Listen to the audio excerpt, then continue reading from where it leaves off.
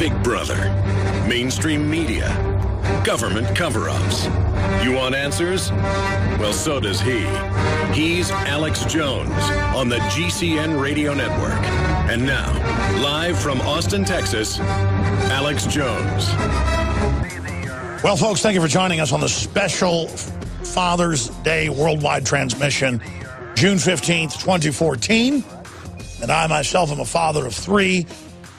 And to be a father is to be a guardian of your children. And to be a guardian of your children is to be a guardian of the larger civilization and society, and to have fraternity between men and women, men and men, women and women, humanity as a family, trying to reach for our better angels, not fall to our more wicked ones. To paraphrase some poet or laureate who talked about men's better angels. I don't remember who said that, or I would give them credit. Perhaps the guys can look it up, because plagiarizing is not my conscious goal here. Again, thank you for joining us on this worldwide transmission. More and more, this Sunday show is evolving, and I say that because I hear the rebroadcast sometimes, and I think it really is better. And it's also growing an audience, so we thank you for joining us and being on this quest together, fellow travelers in liberty, not in communism and collectivism, this quest for human empowerment, true human consciousness, and a rejection of the globalist, synthetic, artificial consciousness and construct that we're being sold. Now, on this Father's Day transmission, it's just jam-packed. We couldn't get Larry Pratt on because he's out of town right now, but Mike Hammond, the lawyer and legal head analyst and counsel for Gun Owners of America, will be joining us coming up in the next segment to discuss the bone-chilling statements made last week by Obama on CBS News that, hey, we got to do something. Australia just banned the guns. You know, we need something like that. I mean, we're talking banning everything down to single shot. That's all you're allowed to have with a special license. The crime rate just exploded with the muggings and stabbings, and that's on record. So they're going with that model. He brought up the Port Arthur massacre and said that's the way to go. Then I want to highlight from earlier in the week some of the key statements of Dinesh D'souza, the political prisoner for a while and now being persecuted, facing 10 years in prison for doing something that I believe wasn't even illegal from looking at the campaign finance laws. We're going to discuss the attack on free speech and play some clips from when he was on with us. I think it was last Monday. Then we're going to premiere something that I think was pretty powerful. I do say so myself. I gave a keynote speech actually right after their main speaker, T. Boone Pickens, spoke up in Dallas at the Stansberry Society, Stansberry Research event. And it was a 22-minute speech or so, but we've cut it down to about 20 minutes for the segments. And so my speech that folks in the office said, man, you know, they sent us a copy of this. This hasn't aired yet anywhere. You ought to air this. And I don't usually air my speeches. And they said, no, it's really good.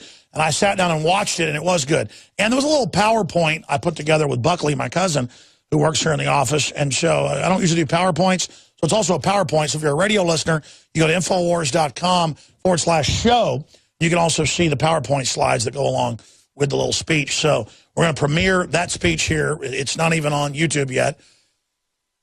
I think if I can get somebody on Sunday to post it, we've got folks working on Sunday, we'll put it on the front page of Infowars.com by the end of the transmission this evening. And then we'll also put what we're going to be premiering up on YouTube for everybody that's a radio listener, so you can actually see it, not just hear it. Ron Paul interview that Kit Daniels, one of our great writers and also TV reporters, did with Ron Paul on Common Core, the future of the world, a lot more. And it's a very powerful interview because Kit let him talk. So how do I keep myself from interrupting? I have other people interview people. So that's all. Little self-deprecation is always good. That's coming up, a premiere of a Ron Paul interview. Nobody's heard yet or seen yet. And then something else special as well. It's a big Father's Day present to myself and to you and to all of us. It's a win-win, win-win-win. That's the way liberty works. Ladies and gentlemen, I'm giving myself a Father's Day present here on the 15th day of June, 2014. I am standing up for the Second Amendment the right to self-defense that any free human has. I'm standing up for my children. That's the gift I want, is my 2 daughters and my son to grow up in a country like I grew up in, where we have a right to keep and bear arms, unlike parts of the nation that aren't part of the U.S., Chicago, New York, and D.C., that have the highest crime rates in the country, where they have an abolition of the citizens' right to keep and bear arms, despite the fact 5 years ago the Supreme Court in D.C. versus Heller said you've got to let people defend themselves. Now, joining us for this segment is the Chief Legislative Counsel for Gun Owners of America. And you can always tell when the attack on the Second Amendment's heating up, because you'll suddenly start hearing NRA, GOA on every week. You heard Larry Pratt, the head of gun owners, on last Sunday. Well, now we've got their chief legislative counsel, their lawyer who's up on Capitol Hill here, to discuss a bunch of chilling statements we saw in the New York Times last week by the White House saying we're getting ready to use executive orders. Then Obama talked to CBS News, and you can watch the full interview at Infowars.com or Reuters. RT also reported on it. And he basically said, look, we need to go ahead and do what Australia did.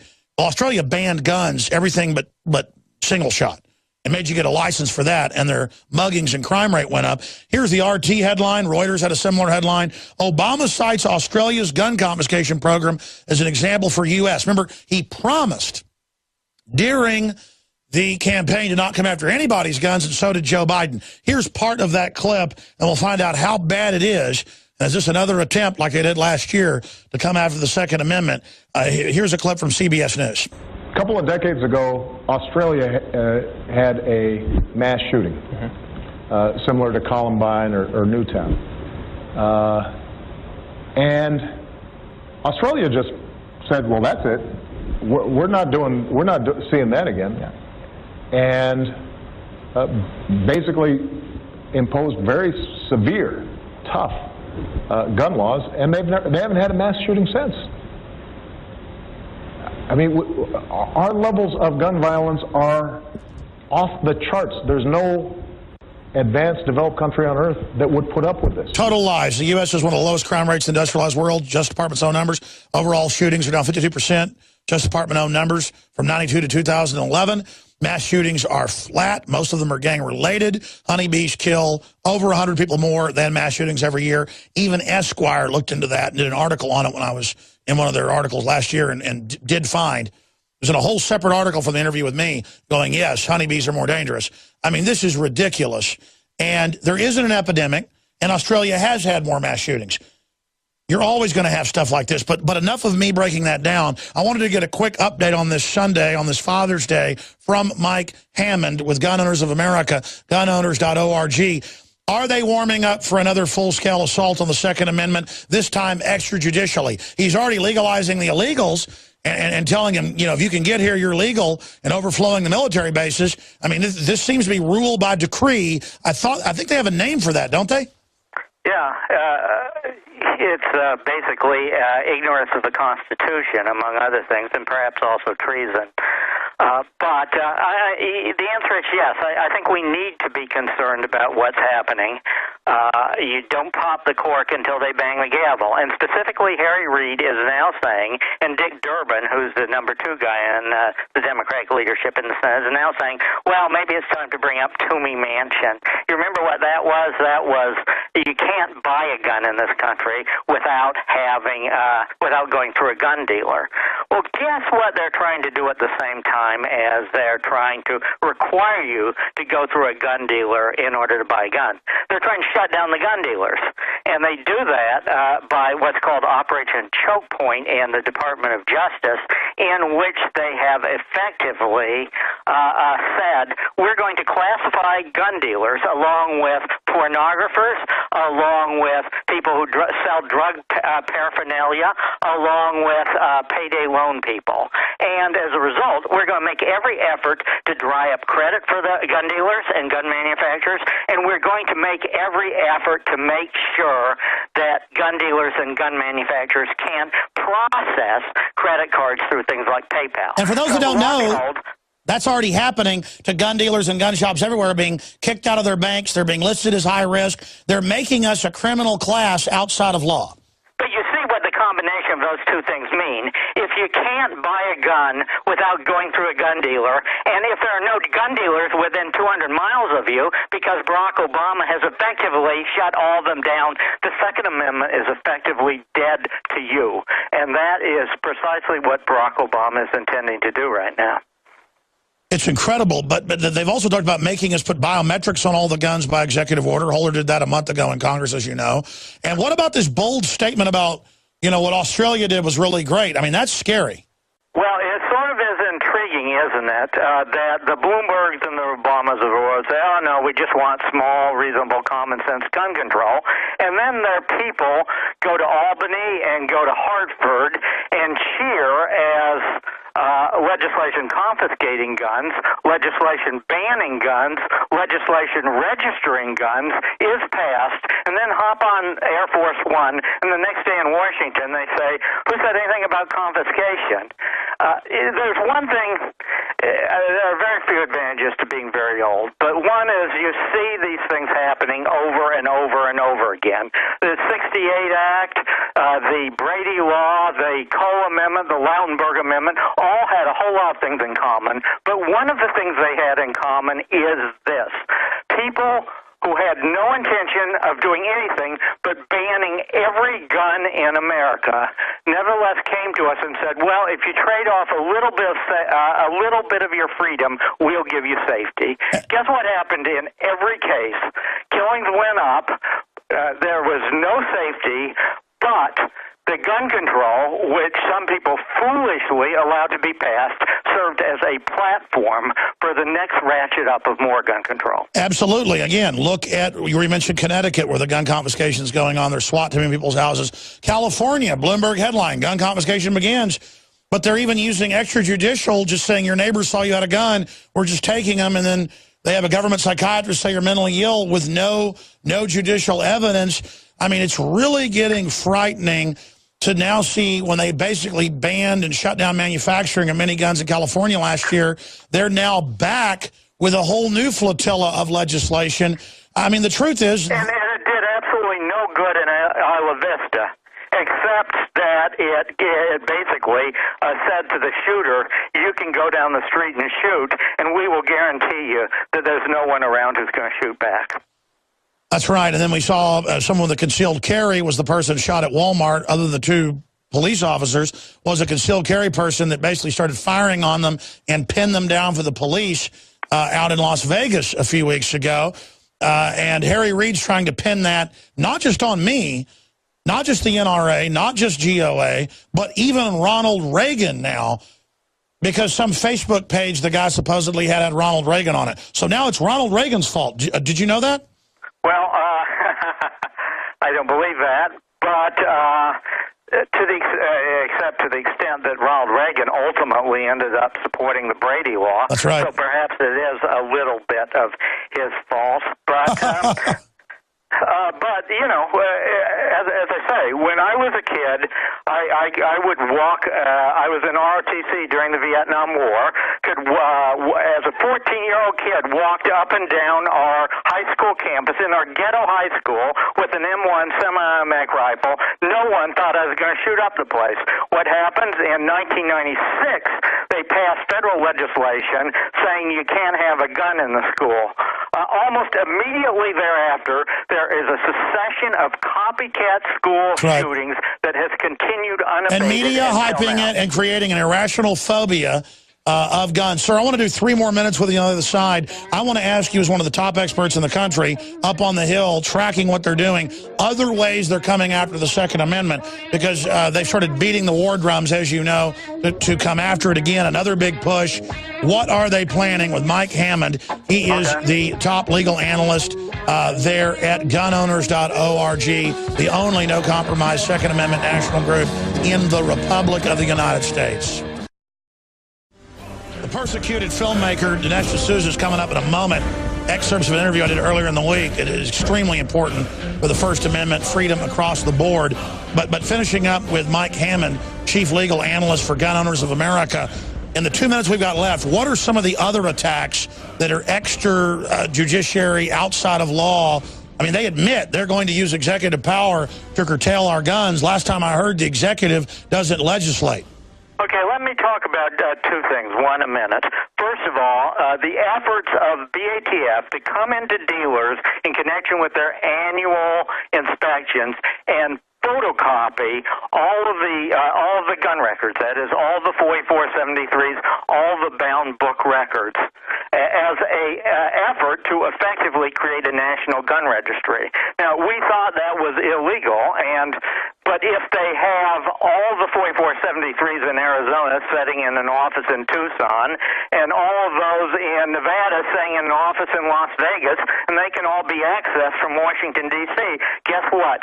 You have a national gun registry, which should be very scary to people at this point. Secondly, import bans. Barack Obama, as you know, basically recently he tried to move to cut off the import of all shotguns on the basis that they had no sporting purpose. I don't know what he thinks we do with them. He also tried to ban the import of Russian ammunition, hollow point ammunition, which is still in place unless we can get a Ted Cruz or a Rand Paul to offer an amendment to an appropriations bill to stop that. And finally, 80 House members wrote to Barack Obama and said, we weren't able to pass the semi-auto ban. Guess what? You can do the same thing by banning the import of all semi-automatic firearms using your inherent executive authority. So they're doing a de facto move to restrict the Second Amendment. In the last 30 seconds, what message does it send to see rhinos being defeated in every major primary by people like David Bratt? Well, I hope it sends a message that 2014 is going to be a tsunami year, because unless we take over the Senate and the House with real conservatives, then Harry Reid is going to use his cheat scheme rules to pack the courts and to turn the Second Amendment into as far as the courts are concerned, a nullity. This is life and death for this country. George Washington launched the nation. Obama is trying to kill it. You cannot mince words. It is too insane. Thank you so much for your time, sir. Godspeed. All right, folks, here is excerpts of the interview I did with award-winning filmmaker Dinesh D'Souza. They're not just going after the Second Amendment. They're persecuting, with the IRS and other systems, the First Amendment as well. Dinesh D'Souza is here, and in a time of universal deceit, telling the truth's a revolutionary act, to quote another great thinker, Eric Blair, a.k.a. George Orwell. So, Mr. D'Souza, thanks for making time to come on with us today. It was one of the producers of Schindler's List, who I know you're working with. I actually knew you were being indicted a day before through a mutual friend, but couldn't talk about it on air. And they were all really freaked out. And, of course, he said that he's never been afraid to live in this country until now. Matt Drudge has said everyone should have an exit strategy after what happened to you. I mean, I think we need to recognize that you're being persecuted, or it could happen to all of us. What do you say on that front? I know you're in court now. What can you say about the case? And we'll move on to your new film.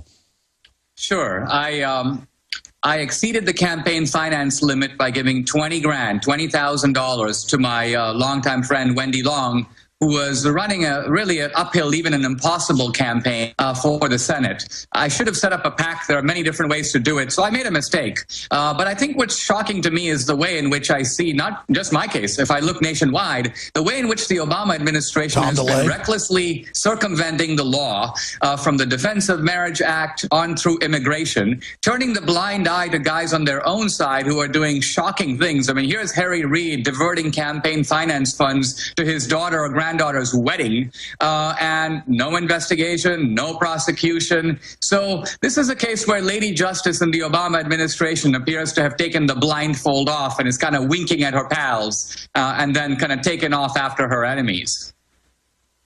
Very well said. What can you say about your case, where it's going, the release date for the film? I mean, I hope that this doesn't derail your film. It absolutely won't do that. I have to appear before a judge in September to decide my fate. But the film comes out July 2nd. We actually open in Houston and Atlanta June 27th. That's kind of an early run. But the week of July 4th, on Wednesday, July 2nd, Lionsgate is releasing this film into over 1,000 theaters nationwide. So it's going to be a great 4th of July rocker. But it's also a 4th of July slap in the face to the progressives, because it's a way of looking at what they've been doing to into America. We normally expect anti-Americanism to come from the outside, from the Nazis or the Soviet communists or maybe from some Iranian mullah. But the most vehement takedown of America is now occurring within this country, and that's what this book and the film is intended to be an expose of. Undoubtedly, they're scared of this film. I mean, you're not tooting your horn to say that. I think we're just saying prima facie facts here. But from your inside perspective, sir, I mean, do you agree with that statement, A? B, why do you think they're so scared of it? They should be scared. And if they're not scared, they're going to be. 2016 scared them a little bit, because in 2016 I went sort of into the world of Obama. I was at his family homestead. I flushed his brother out of a degraded third world slum in Nairobi, and that upset Obama. We know this for a fact because Obama personally came out railing against 2016 on his website, barackobama.com. Now, if they were scared of 2016, wait till they see America, because America is a much more explosive, more powerful film. It brings the whole argument home. It's not just about Obama. Obama and Hillary are in the film, but it's about this vast progressive movement which has, in a sense, made the long march through the institutions of elementary and secondary education, academia, Hollywood, the media, national public radio, the mainline churches. So sometimes while the conservatives and Republicans are huddling and trying to figure out, gee, how do we take back the Senate? These guys have basically taken over the commanding heights of our culture, and they're conducting a relentless indoctrination campaign against our young people. They're doctoring American history. So the film blows the whistle on this whole menagerie. And you were talking about persecution of others. I mean, I've seen MSNBC, we played the clips, say, good, arrest the Tea Party. Good, don't let them be politically involved. Fox News has reported on Army memos at Fort Hood saying you could be court-martialed if you're part of the Tea Party or evangelical. I mean, this is stuff beyond Cuba, and they're just doing it out in the open, calling it liberal. I mean, I can't think of language strong enough to describe this group other than authoritarians. I mean, how would you describe them? I do think that Obama has an authoritarian streak. I also think, from what I now know about him, and I've talked to his relatives, that he's an incredibly mean-spirited and vindictive guy. To give you a small example of how he is, when I was interviewing George Obama, I later talked to Obama's sister, and she goes, well, you know, we're having George followed. This is, the family is having one of its own siblings followed. And there's a paranoid streak going on over there. They look at critics not as well-meaning people who disagree with them, but as enemies who have to be, in some senses, put out of business. And so I think this is a very dangerous mentality. You know, we didn't see it with Clinton. We wouldn't have seen it with Jimmy Carter. Obama has, in a sense, represents a new low in American politics. If we took the smartest and the best of the world from all over the planet, from Japan to India, from Russia to Germany to Mexico. Folks, the full 30-minute long interview is up on Infowars.com right now on this Sunday if you want to go watch the full interview from earlier in the week. We're going to come back and premiere in total my Stansberry Research speech in Dallas. We're going to premiere that. Thank you for joining us on this Sunday worldwide Vader Day, Father's Day. Thank you so much again for joining us. I forget, is it Dutch or is it German that Vader is father? Hence the Vader joke. Here is large excerpts of the Stansberry Research speech that I gave a few weekends ago in Dallas. We're premiering it here. It's not been released up until now. Stansberry gave it to us. Porter Stansberry introduced me. Of course, T. Boone Pickens was there as a keynote speaker. Spoke right before I did. And it was a very informative conference.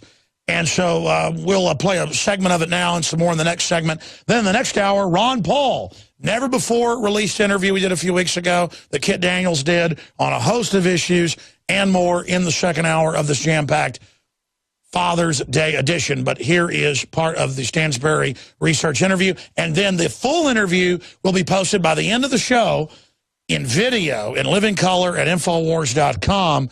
If folks out there want to catch that and share it with others, here it is. Thanks. Thanks for having me. All right. Well, I got about 19 minutes, so I better get started here. It's good to be here back in my hometown, Dallas. And I want to thank you all for coming out. I really like the Stansberry Association Society, and the speakers so far have been really thought-provoking and a lot of great guest ideas for my own radio show. You know, a lot of people are here, experts in energy, oil and gas, stocks, who know 1,000 times more than I do about their specific fields. I just wanted to speak today about the human condition and the fact that if we don't have a free society, we don't have prosperity, we don't have any future at all. We don't even have an identity. All the major psychological studies show, and I'm going to go over some of those, that people that live in really oppressive societies just aren't even really conscious or awake and have had their humanity driven out of them. And we're now at a critical crossroads in this civilization, in this society, where there are corporate special interests that are crony capitalists who are really involved in a revolution, almost a computerized overwrite of human civilization, the good, the bad, and the ugly.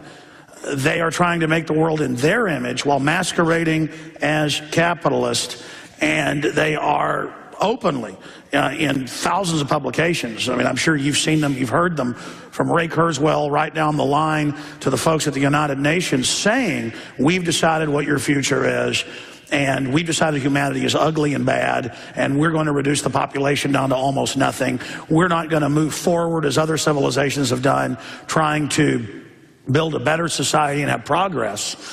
We're going to try to invert that under what the United Nations calls Agenda 21, which is, of course, a global treaty from 1992, to shut down economies worldwide and only allow select crony operators to control the economy. So they conquer the world through economic fraud and regulation, the whole time posing and calling it capitalist globalism when it's really just organized crime with a very sophisticated PR system through the controlled state-run medias of the planet.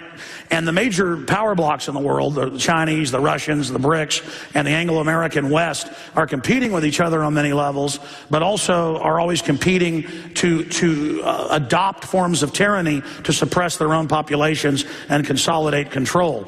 And it is because they're only looking out for their own corrupt interest that you almost see a blindness in the elite to the system they're creating. Now, will there be a singularity by 2040 like Ray Kurzweil, the head of Google, Future Technology says? I don't know.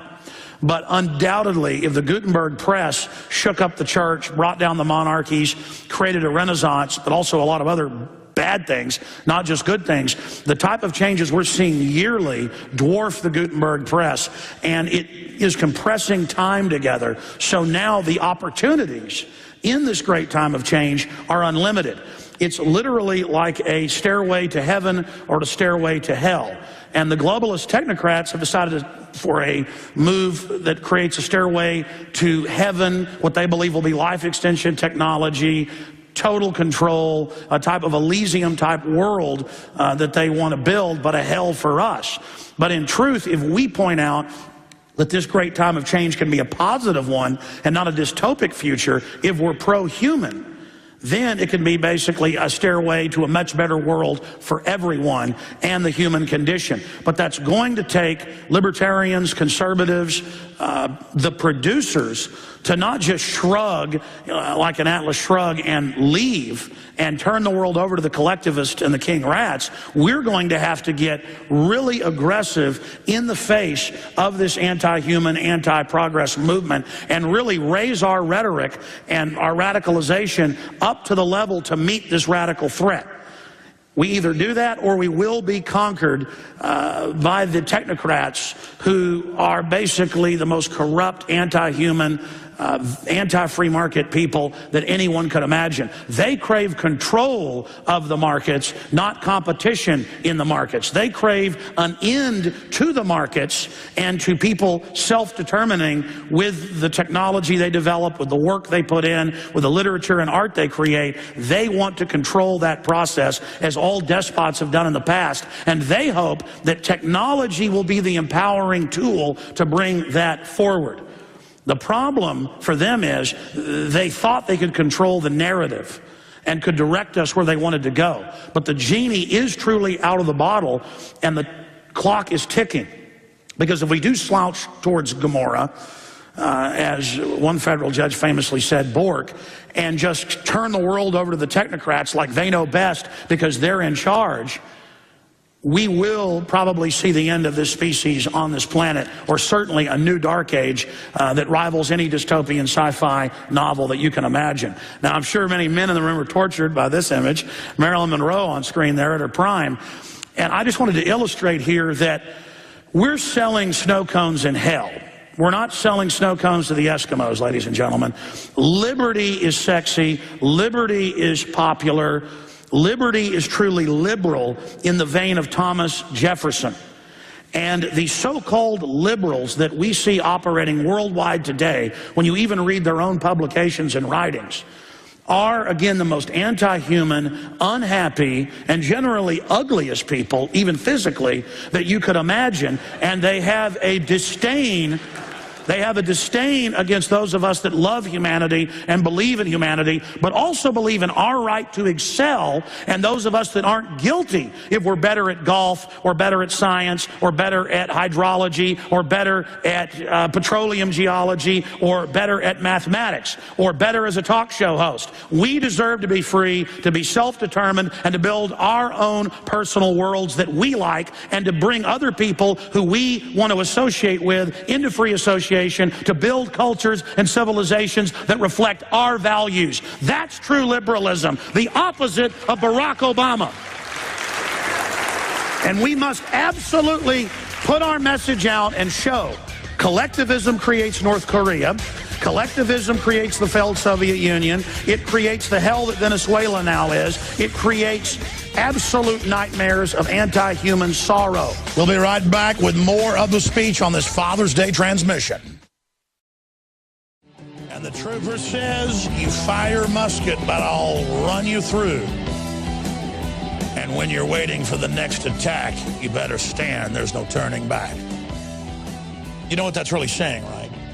Newtonian physics, quantum mechanics, Max Planck. For every action, there's an opposite and equal reaction. There's a saying in Texas that puts it a little better. That gun kicks as hard as it shoots. You fire musket, but I'll run you through. And that's what the tyrants need to know. There are natural laws they're dealing with here. And they're going up against better men when they try to bring in their systems of tyranny. Here's more of my speech up in Dallas with Stansbury. And we must absolutely put our message out and show collectivism creates North Korea. Collectivism creates the failed Soviet Union. It creates the hell that Venezuela now is. It creates absolute nightmares of anti-human sorrow. Freedom and the free market and true laissez-faire liberty produces economies that look like Marilyn Monroe, ladies and gentlemen. Need to put her back on screen. No, seriously. We just have to truly stop being intimidated and cowed by the collectivist and by the crony capitalist, who are the richest people in the world. They control trillions of dollars. All the classic names, David Rockefeller goes down the list. They intimidate us, and they have Warren Buffett run around, the biggest recipient of the banker bailout of 2008. Look it up, McClatchy, on every channel of news, underwriting the news so he can be on CNN, MSNBC, and This Week on ABC. Go look it up. It's paid for by him. He's the main sponsor to go, here's the angel that wants to give up all his money, when he's really in a tax-free foundation no one else is allowed to have, with Bill Gates. And all his profit is tax-free. He's using it to leverage and take over the world while lobbying to raise taxes on people making $125,000 a year, creating class envy, trying to sick the giant populations that they've put on welfare and dumbed down and destroyed on their last opposition, the true trailblazers, the innovators of every race, color, and creed on this planet. The technocrats are literally coming after our free will. They're coming after our free markets. They are trying to usurp us and dominate us. This is the great war that's going on right now by the crony capitalists, that as they destroy the free market and capitalism, are blaming the free market and capitalism for all of the hells that they have been the main drivers and authors of. These people are the enemy.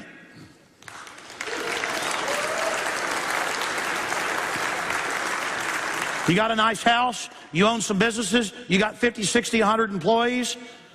Somebody on welfare thinks you're Daddy Warbucks. They have no idea you're paying 70% of what you make in one form or another, and that most of it's siphoned off to banker bailouts to the globalist.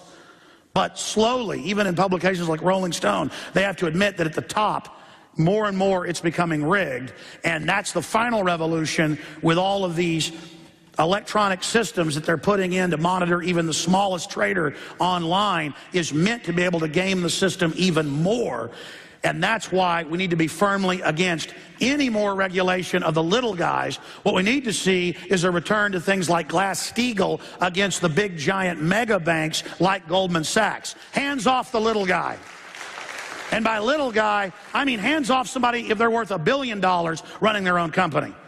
Because it's the globalist operatives like Goldman Sachs, who 9 times out of 10 is behind the gun control, the open borders, all of it. These people literally have set up a system where they're exempt from all the regulations, and then they lobby for more regulations to be heaped on to the general public. It's all a fraud because they selectively enforce the regulations. I say get rid of all of them. That's what we're coming down to here.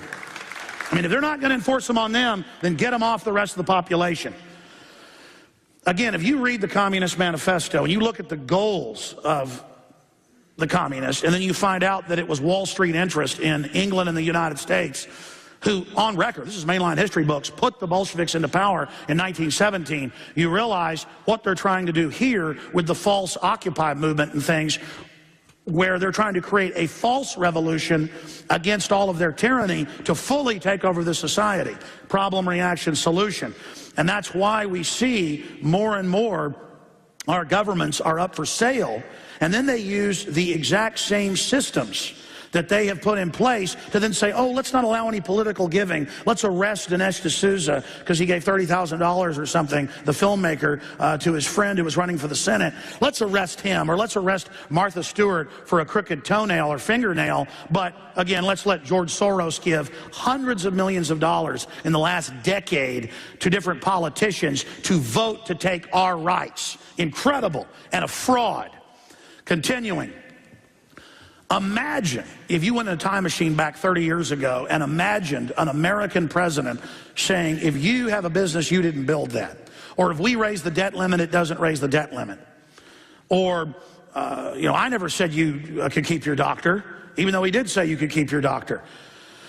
Obama has the nerve to go to Africa and say, you can't have a car, you can't have electricity, because the earth will burn up. Talk about fear-mongering. What type of world are we in where this guy lands in a giant wide-body jet with red carpets at a cost of $5 million a day and then tells people, you can't innovate, you can't have progress, as if progress itself was dirty and bad, when all the real studies show a truly industrialized society is cleaner than a pre-industrial society with these population loads.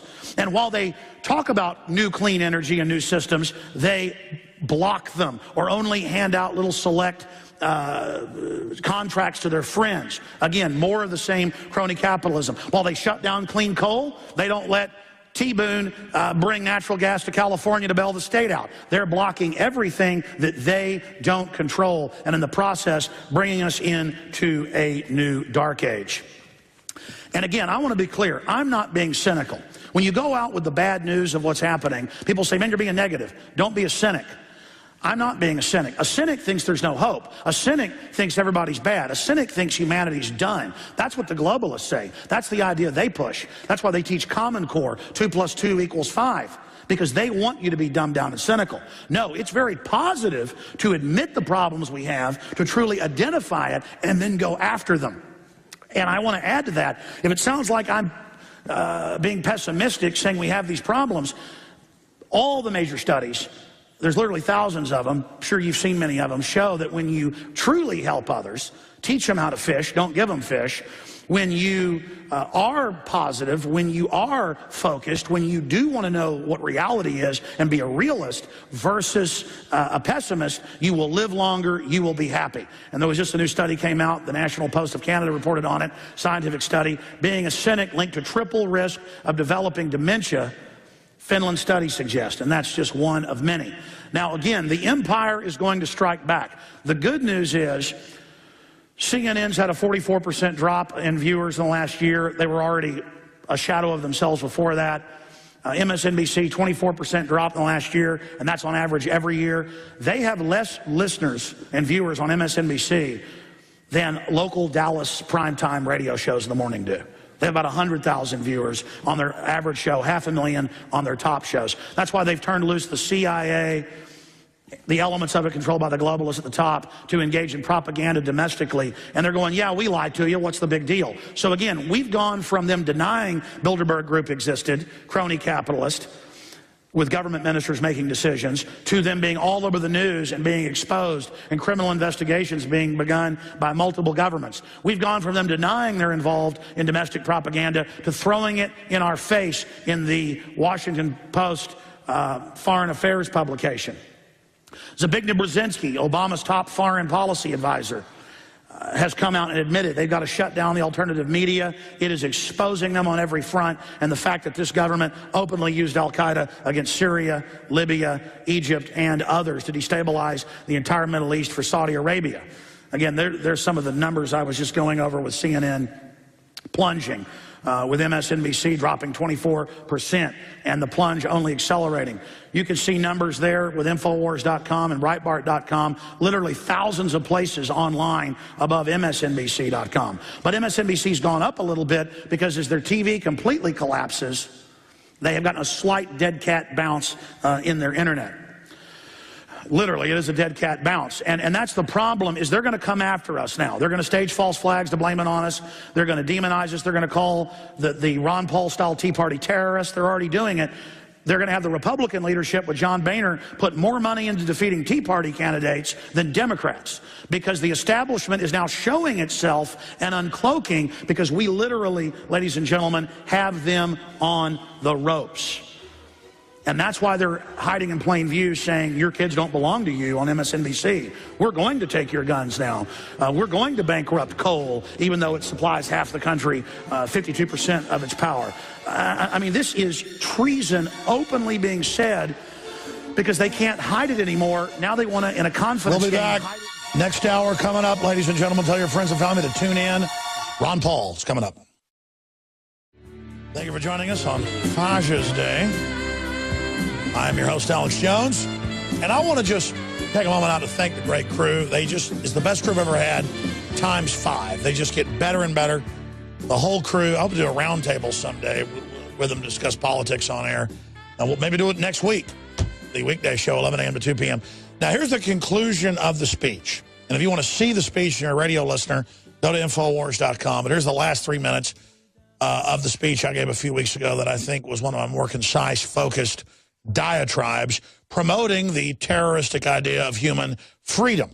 Here it is. I mean, this is treason openly being said, because they can't hide it anymore. Now they want to, in a confidence game, hide it in plain view. If we all start speaking out, if all of you start a blog, all of you start a YouTube channel, it's so easy. All of you call into talk radio, all of you go to the State House. There are more of us than there are of them, times 100.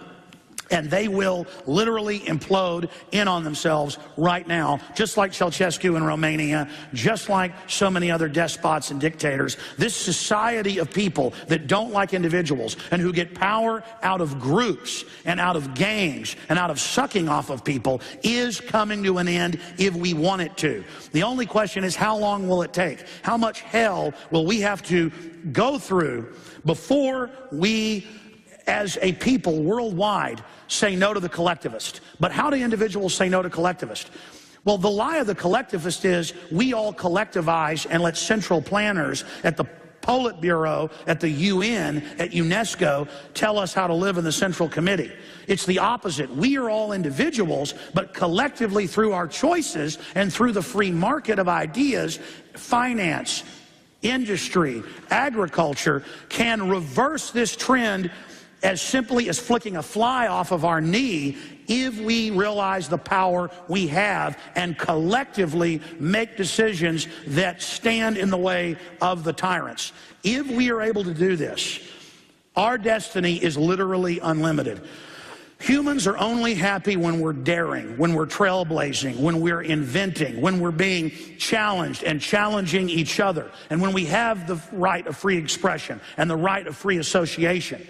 And the technocrats want to control the future. They want to control our development selfishly for themselves, and are in a war against the individual and in a war against what's left of the United States of America. And that's why it's essential for everyone to realize that you are critical in this fight, and we are actually coming from behind, and now every metric shows are in the lead. Because even though the establishment has dumbed down the general public, and even though half the public can't even tie their shoelaces, it doesn't matter. Those poor zombies are out of the game. What matters is that the vast majority of that other 50% are the producers.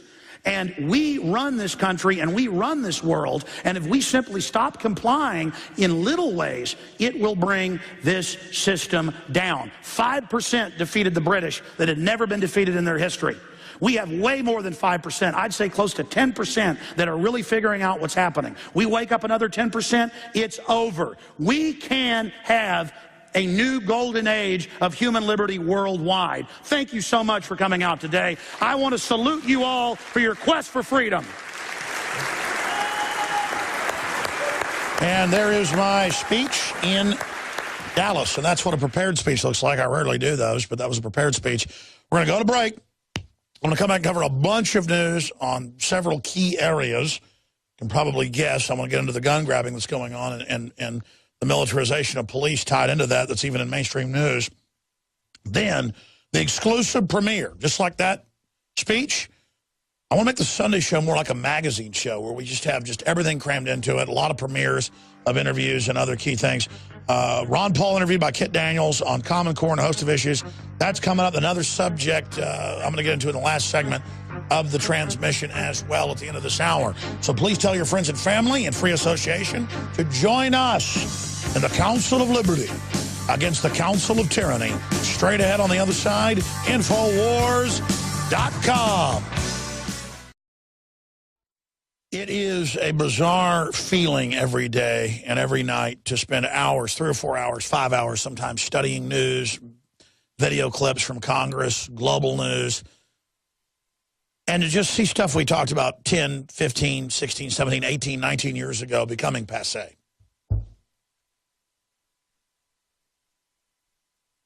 It's mind-boggling that it's all really happening and unfolding, and that we were so accurate here at InfoWars, historically predicting where this would go as futurists. And that's why the radio broadcast has exploded. Again, I'm your host, Alex Jones, on this Sunday, June 15th, Father's Day worldwide transmission. Isn't Father's Day the exact middle of the year? Isn't June 15 the middle of the year? I mean, can you believe that we're already halfway into 2014? That's mind-blowing. Anyways, you're listening to and watching, if you're watching on prisonplanet.tv or the free video feeds at Infowars.com/show right now, you're watching us here on Sunday. And there's so much I want to get into. We've got Ron Paul interviewed by our reporter for Infowars Nightly News. He's really a print writer, but Kit Daniels did an in-depth interview with Ron Paul. We're premiering here coming up in the next 2 segments. Then I've got other news in the final segment that I'll be hosting here today. And I have a short report from Infowars Nightly News Friday that Jakari Jackson did that tied into the news on the open borders I'm about to cover. But I tweeted on Friday morning, about 6 in the morning, I just got up and it hit me. George Washington, more than anybody, launched this country. And Barack Obama, as the figurehead, still deserves credit. He is a great man. Because he's America's slayer. For all intents and purposes, this country's gone, folks. They've bankrupted it. They've shut it down. Obamacare is written to bankrupt poor people. 7 taxes on the poorest people, written by foreign banks. And they're loving it. Some of the poor people, most of them have woke up, but it doesn't matter. The establishment's behind him, and he is the America slayer. You've heard of dragon slayers, you've heard of whatever. Obama is blowing the engine of this country. Like I say, he's blowing it. He's already blown it. I mean, no one's ever said 30 million illegals are legal. If you can get here, we're going to give you free welfare. We're going to stop deportations. The Border Patrol is being totally overrun. Hundreds of military bases are filled with thousands of children. They're saying NPR has promos advertising, give money to charities that pay for kids to get plane tickets here. And then they give them lawyers when they get here, taxpayer paid for, and they like basically stay in government hotels, $250 a day at these bases with like butlers while veterans are homeless. I mean, it is just incredible how they use the freedom of our society to infiltrate it and take it over. And, of course, they treat veterans horrible. They're not, most of them, Democratic voters. And I've never been a Republican, but they're trying to extinct the Republican Party right now as the libertarians take it over, and every major neocon, every major rhino loses in the primaries. In Texas and Virginia, they're freaking out about David Bratt because there is a resistance forming, and their answer is, hey, we'll just bring in half of Latin America. Hundreds of thousands of youth coming in every few months, and they're talking about it being millions now. They're calling it a natural disaster. It's not natural. Criminals in government are orchestrating it. Issa says the flood's going to the congressman mean kids are going to die trying to get here. Well, yeah, a lot of them are mules bringing drugs in. Crisis leaves vast swaths of border unprotected, cartels in control, says head of the Border Patrol Union. New dumping grounds. Administration quietly redistributes illegal aliens throughout military bases as far north as Massachusetts. Amnesty activists storm Cantor's HQ after concession speech. I mean, it's like an anti-American cult. They've taught the large swaths of the minorities, who are the majority already, that it's all about black politics, Hispanic politics, Asian politics. What about freedom, like Bill of Rights, private property? Man, let me tell you something. I'd care less if they were bringing in 30 million illegal aliens that went and got jobs and were pro-liberty and pro-gun. I'd say, oh, we just beat all the globalists. Now we're going to have guns and private property. I don't care if they had green skin. I'll be honest, folks. They had green skin coming in. It's mainly Latin Americans. They were pro-freedom. I'd be, but they're not. It's socialism. It's communism. It's the end of I mean, have you been to Latin America? I've been there. It's beautiful. I've been to Central America, South America. I've been to Mexico. Man, I've been there my whole life. It's a hellhole now. The Caribbean used to be safe. It's dangerous as hell now. It's just failed corruption, and now it fits right into the Chicago crime machine. And if we don't turn it around, this country is over. Now, continuing here, ladies and gentlemen, there are several articles that I have, but there's videos up on Infowars.com that break this down. Last Thursday, we sent Joe Biggs and some of the other crew up to, or down to San Antonio, down to the military base, the Air Force base, down there, and Lackland, and it was just thousands of illegals there just being pampered, adults, children, you name it, and they wouldn't let them on the base. They said, oh, no media is allowed to see this. They had inside the base another base with coverings, but we got in, stuck a camera to the fence, got video of it. It's up on Infowars.com. They're advertising the world, dump your kids here. It's incredible. Meanwhile, Obama is in Reuters, RT, you name it, CBS News. Obama cites Australia's gun confiscation program as example for U.S. and says he may sign an executive order to start gun confiscation. Here's a London Guardian article. Pentagon preparing for mass civil breakdown, takeover of society, not just in the U.S. but worldwide. Again, that's public. I've told you what's going on, but the collapse is designed. Let's go to Jakari Jackson's report on Obama setting up illegal alien takeover bases where our military bases are now illegal alien staging grounds where they're just being released. Plane loads get here, they're just released into the public. That's in the El Paso Times. Here it is. In today's politically correct climate, where even a peanut butter and jelly sandwich is considered racist, it's no surprise that schools are teaching students to shun patriotism. A Coney Island principal has banned her students from singing another, quote, USA song. Another needs to be emphasized. When asked about her decision, Principal Greta Hawkins reportedly said the teachers didn't ask permission to do it. In California, a school banned students from wearing American flag T-shirts on Cinco de Mayo. Some said the act was offensive to students of a different national origin. With all that said, if American students are being discouraged from indulging in Americana, why are immigrant children being housed on the taxpayers' dime? Children from South American countries are surrendering to American Border Patrol so they can be whisked away to American military bases that cater to their needs. We're here at Lackland Air Force Base in San Antonio, Texas, where one of the former basic training dorms has been reappropriated to house about 2,000 illegal immigrants. Wow. And we found the area where they're being housed. It's barricaded with fences all around it with privacy screens to try to keep people from looking into it. There's several porta potties in the area, one that even says restricted for youth only, indicating for the illegal children, illegal youth immigrants. Also, we saw about two 18-wheeler trailers from HEB that are likely there providing food. And for people who don't know, who aren't from Texas, HEB is a grocery store. Go ahead, kid. Yes. And also, I got some footage of several loads of trash. To back up, I talked to the Lackland Public Affairs, and they told me that they were not on the lead on this housing these immigrants. Folks, the full video report is up on Infowars.com and PrisonPlanet.com right now. Go see the whole thing. This is footage I don't want you to see. It's on Infowars.com. We'll be right back with Congressman Ron Paul, the premiere of an exclusive interview we did that Kit Daniels, who you just heard, did a couple of weeks ago. We're going to premiere it here, Infowars.com/show for the free feeds. Well, actually, if you're a socialist or you'll vote for the Democrats, over 90% of new illegal immigrants that get the fake IDs or get state IDs that vote, you look it up, vote, take our guns, vote with government, because it's the one buying them off with our tax money.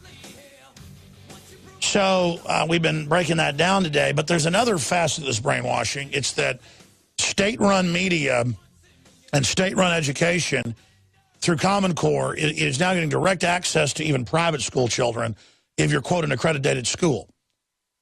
And so we had a chance to interview Ron Paul. I usually interview Ron Paul. I think he's on the show next week live with us. But Kit Daniels for InfoWars Nightly News was able to interview Ron Paul on the subject of Common Core and a bunch of other issues.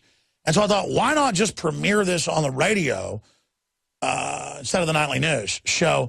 We're going to air it in this segment and the next, and then I'm going to come back and get into some other news in the final segment on this Sunday edition.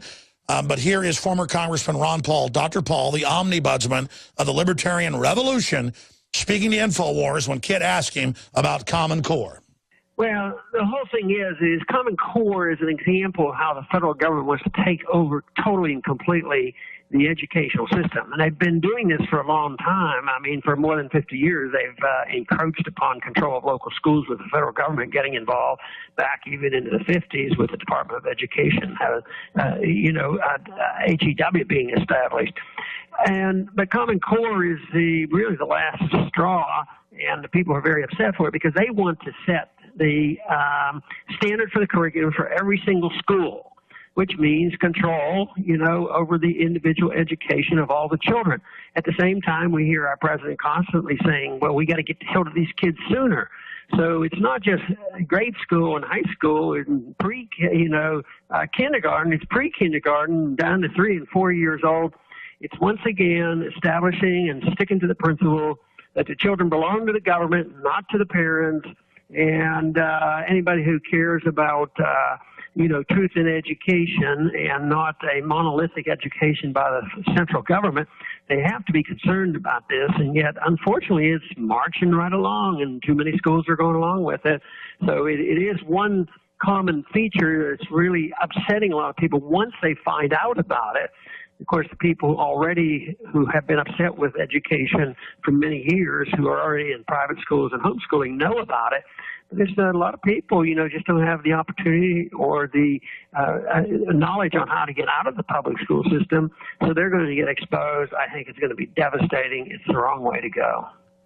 Now, Dr. Paul, do you feel that politicians can use Common Core in order to prey on the ignorance of the public?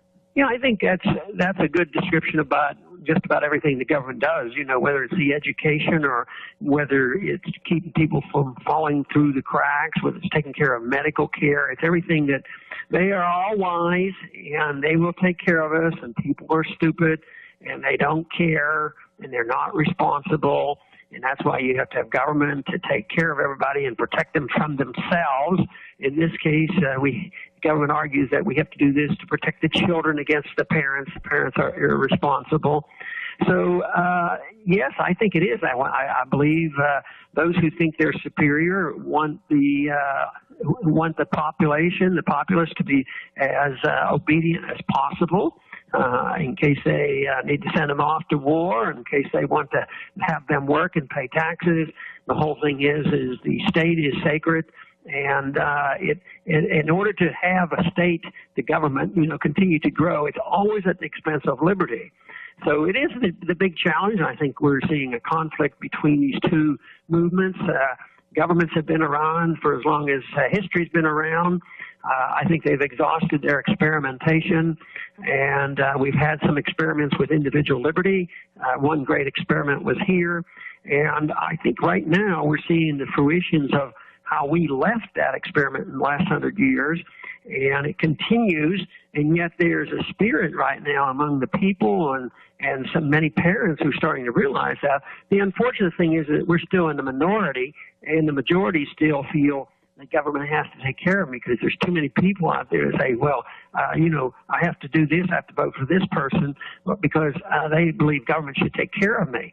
So if I have trouble, the government's going to feed me, give me a job, they're going to take care of my medical care, and they're going to educate me, and they have this total dependency. But what we're witnessing is the failure of that system, too. You know, our American system of economics, of Keynesian economics and deficit financing, it's coming to an end. But yes, those in government would like to dumb down the population to be obedient. It's been that way for a long, long time. Over the many centuries, it's usually by threats and intimidation. Now we do the threats and intimidation, but we also try to bribe people to go along, and as long as they do what we tell them, as long as the people do what they're told to do, then they believe they can get better treatment from the government. Senator Harry Reid declared that Cliven Bundy's supporters were domestic terrorists, and then today we find out that a White House counterterrorism chief suggested that if your child is confrontational, he could be a terrorist. Do you feel that this could tie into, as government gets more and more involved with public education, we see more and more radical talking points from politicians? Yes, and they have certainly in the last 13 years since 9/11 taken advantage of this whole thing of terrorism. All they have to do is announce terrorism, and the people are supposed to roll over and sacrifice all their liberties. And just think how much liberties we have given up in the last 13 years because we're always fighting terrorism. Even the recent history over in Ukraine, the Western Ukrainians were going in with their military to suppress the terrorists. They'll use that term anytime they can. They went in and they were surprised that there weren't any terrorists there, and they actually backed down and didn't even want to fight their fellow Ukrainians. So the whole thing sort of fizzled. But no, this is way overworked. It has conditioned us, especially since the Bush administration, that we're in a perpetual war. And it's always against terrorism, and terrorists can be any place in the world. The war never ends, and under war conditions, you have to sacrifice your liberties. So we're doing exactly what bin Laden was fighting for, was to bankrupt our country and destroy our constitutional rights here at home. So bin Laden is, even from the grave, is still winning this fight. And like you say, now they're even suggesting that whether you support landowners and individuals, who are doing ranching and or people going to private schools and challenge the government. He's a terrorist. All right. They have to be called. Let's back it up right there. He's a terrorist. We're going to come back with the conclusion of this exclusive interview with former Congressman Ron Paul, who I think is as close to George Washington as anything in modern age. I mean, he really is a trailblazer coming from nowhere and revolutionizing things with the liberty movement. That's why you see all these libertarians like David Bratt and others winning in the primaries. It's really scaring the Republican and Democratic Party leadership. And notice it's in the news that Al-Qaeda is taking over Iraq now. They were given a base 3.5 years ago by Obama on record in western Iraq, real Al-Qaeda with Saudi Arabian backing, to attack Syria. Now they're using the weapons to take over Iraq, and Obama says, we've got to invade Iraq again to stop Al-Qaeda, and the public's so ignorant, they don't even know it's public that the Pentagon and NATO armed Al-Qaeda.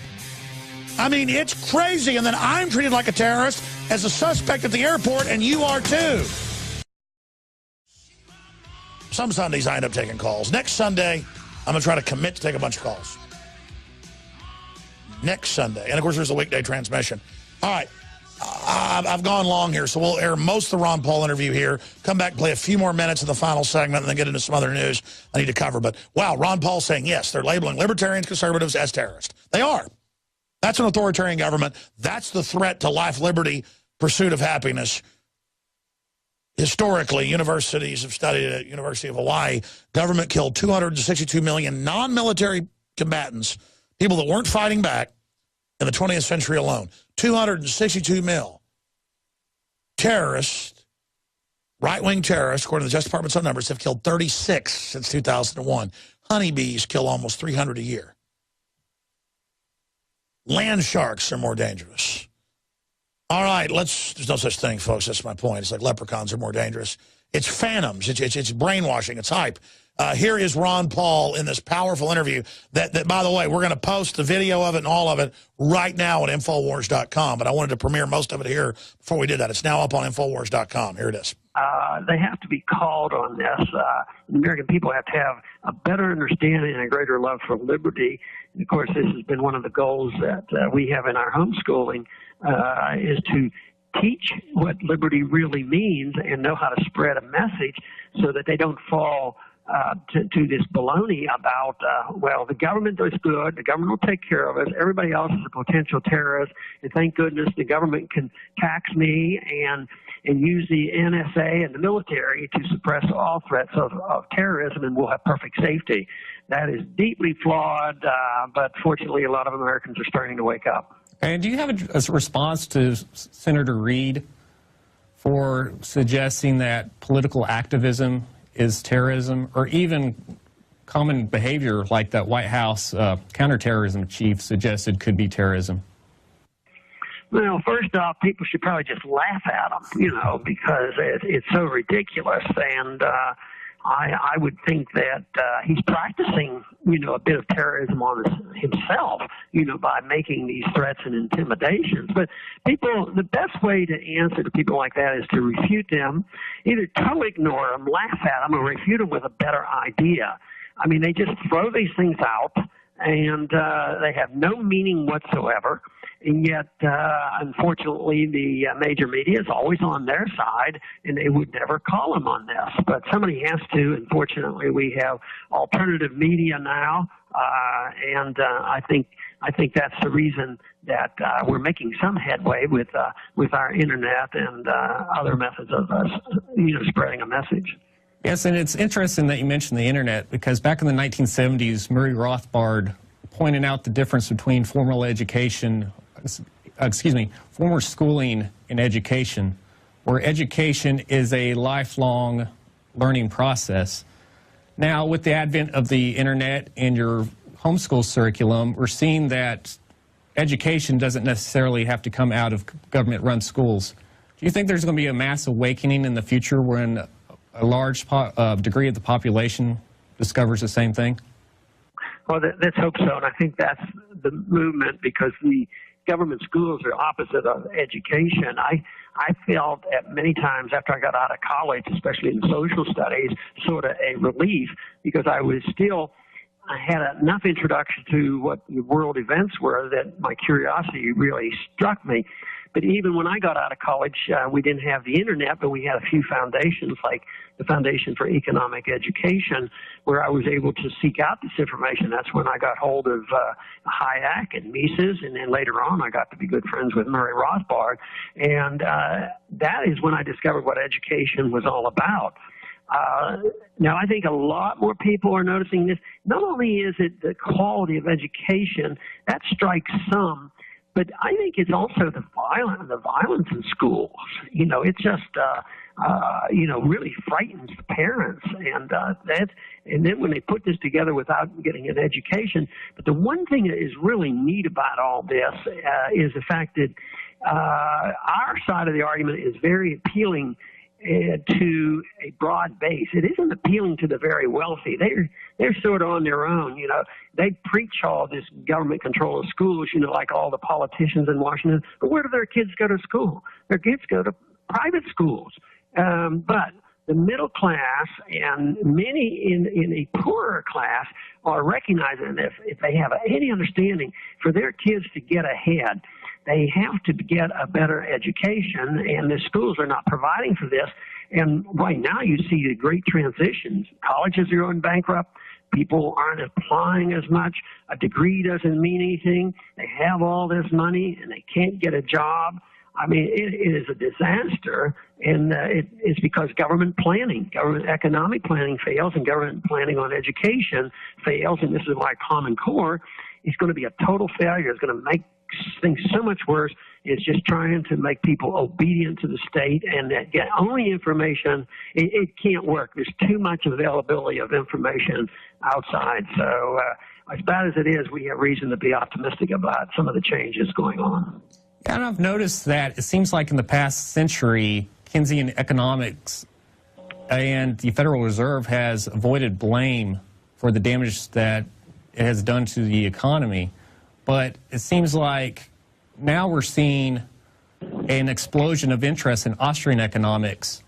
And I think a lot of it has to tie in the fact that students are going around former schooling and are self-educating, and they're learning about Austrian economics in that way.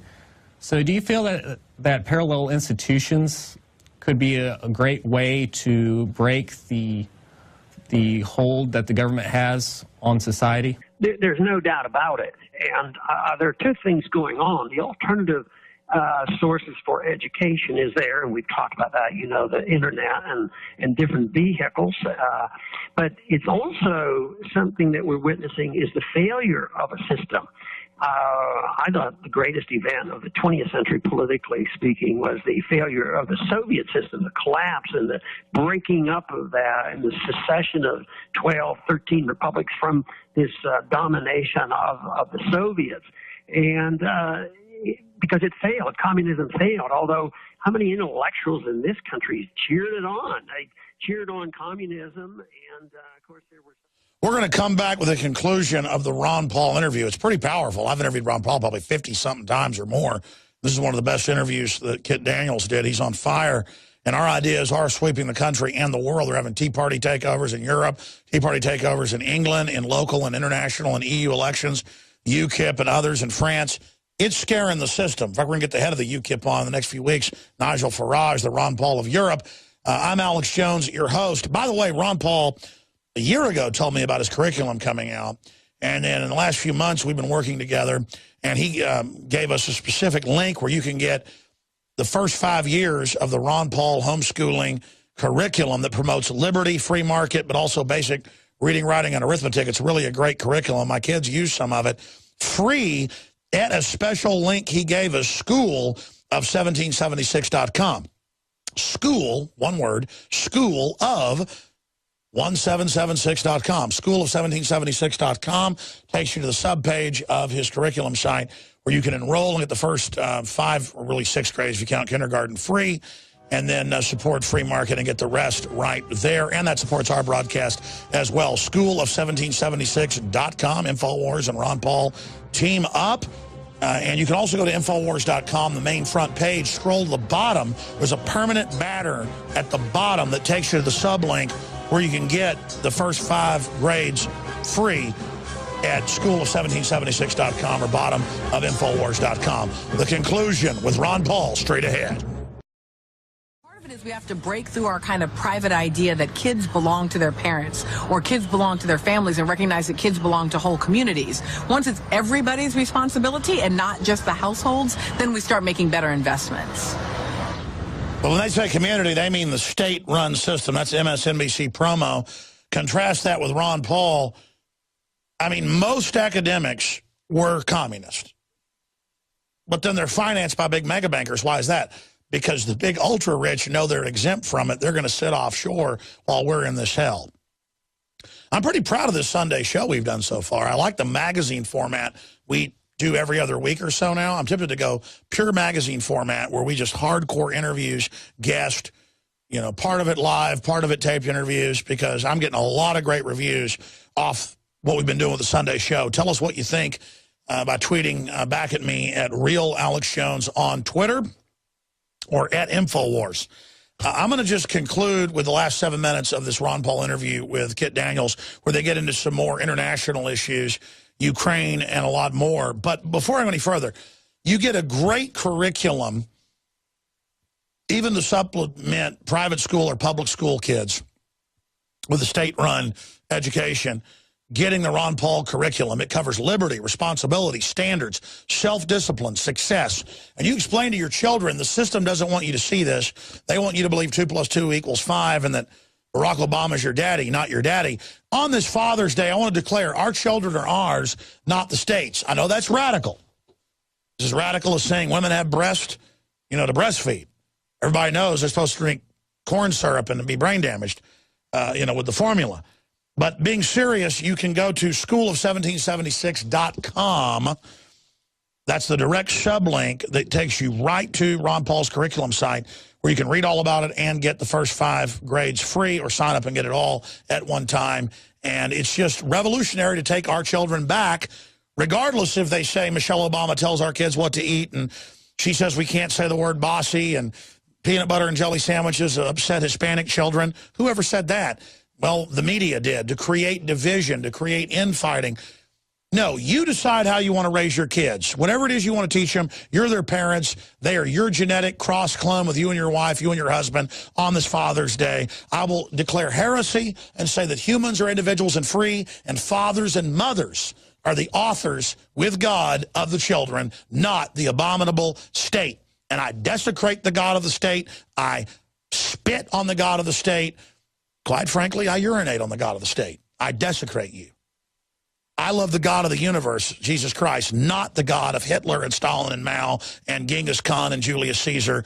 As far as I'm concerned, the God of the state can go to hell. We end this transmission with the conclusion of Ron Paul. But check out school of1776.com and deprogram your children today.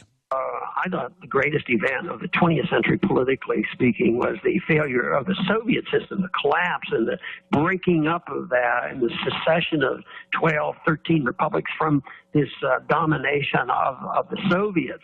And because it failed, communism failed, although how many intellectuals in this country cheered it on? They cheered on communism, and of course there were some that were cheering on fascism and communism, and now welfareism and Keynesianism that preaches spending is good, deficits don't matter, print the money when you need it, have central economic planning, have the government control our education, take over medical care. It's not the old-fashioned type of socialism, but it's an interventionism that pretends it's a little bit freer than fascism. But the failure always comes, and that's what we're witnessing right now. So we have the vehicle to get the information out. At the same time, everybody knows there's something seriously wrong, and people are very frightened and concerned. So the job of us who believe in the alternative are obligated to prevent the alternative, because this system is going to collapse, and we're witnessing that. So what has to be done is they have to be offered an alternative, and fortunately it's a wonderful alternative, and that is the concept of liberty, which is progressing in understanding. You mentioned the Federal Reserve. In the monetary system today, we have a much better understanding of how a gold standard would work than we did in our early history, because back then they had things like bimetallism, and they allowed states still to expand credit. So there's things that we're advancing on, and even the concept of liberty has advanced. So you don't need governments to preach to individuals on how they supposed to run their personal lives and what their habits should be. So we're making these advancements, but the conflict is there, and the challenges are there, and those individuals who wield the power will not give it up easily. So it's going to be a struggle for the next decade or two. And do you feel that the struggle between homeschoolers and proponents of government education is a microcosm of the struggle between individualism and collectivism? There's no doubt about it, because you have the collectivist notion about education and the individual notions about homeschooling. One goal that I had on the homeschooling proposals that I have is the system I have is designed to understand liberty. It's not a homeschooling program which is evangelical and directed to one place. But I'm not opposed to any of that. But if people understand what I'm talking about, it legalizes and encourages all varieties of homeschooling. So you might have a very secular, you might have a religious one, but mine is designed to say that what we need is liberty. And then people will have more options. But I think that it is a conflict between the two, the state versus the voluntarism, and I think education is a perfect example. That you can find that in medicine as well. In spite of all that what government's done, there are still private sources of medical care in this country that are delivering medical care very cheaply and with high quality. So this is what's happening in education too, because it's not like you have to be super wealthy to homeschool your kids. You need dedication and effort and encouragement, but you don't need a whole lot of money. I mean, the rich send their kids to very, very wealthy private schools, and of course that doesn't guarantee them a better education. I think the people that go to if they get in the right homeschooling program, they're going to get a better education than the very wealthy do by sending them to very rich private schools. And lastly, could you describe your homeschool curriculum? And also, at what point of your career did you decide to pursue your curriculum? Well, I've thought about education as a goal for a long, long time. And even the years I spent in government, I was never thinking first. I always thought of myself as a physician that took a break to talk about things I thought were important. Education was most important to me. I don't believe the politicians have much control of anything. Ideas have controls, and that is why I have my own free foundation, and that is why I support the Mises Institute. And as education, Nixon once said, well, we're all Keynesians now. Well, I'd like to see the day when we say we're all Austrian economists now and understand it in a different factor. So my motivation has always been there. And, of course, in talking with Gary North and Tom Woods, who are principals in the homeschooling curriculum, they helped me design this and devise the courses. And the whole goal is to teach the freedom philosophy, which is not available anyplace else. Very exciting. Like I said earlier, and again, there's a couple minutes on the homeschool, and there's actually like 8 or 9 minutes left on geopolitical. We're just out of time. The full video is up on Infowars.com right now. It just got posted where you can hear it, and it is a revolution. Because homeschooling is either evangelical Christian, or it's secular. This is about, hey, liberty, freedom, libertarian ideas, and then you can do whatever you want. And it really is, the curriculum's amazing. I've been into it even before it came out because I got advanced copies of it. It's very sophisticated, but also very simple at the same time. I mean, that's what's hard, is to build something simple and elegant that really works well. This is tailor-made to deprogram your children. I've had so many cousins that were properly homeschooled, and they ended up getting better scholarships than everybody else that went to the finest schools. Homeschooling's not for everybody, but this is great. This is certainly a supplement for anyone on top of the regular educational system. School of1776.com. That takes you to the direct subpage of Ron Paul's curriculum website, where you can get the discount and get the first 5 grades free. School of1776.com, or follow the link posted at the bottom of the front page of Infowars.com. Wow. That was a jam-packed transmission. If you just tuned in to this Sunday radio show, it's also a TV show. We stream live video at Infowars.com/show or PrisonPlanet.tv. We have a nightly news show, weekdays at 7 o'clock. The weekday show, 11 a.m. to 2 p.m. And almost all of it is public on AM and FM dial or in video streams. The films, the nightly news, is a subscription at PrisonPlanet.tv. But everything you heard or saw here today will be posted by tomorrow, including the whole radio/TV show, for radio listeners at Infowars.com. and PrisonPlanet.com. We post it all to YouTube a day later so everybody can see it for free instead of having to subscribe. Subscribers help pay it forward and fund the whole operation. I salute you.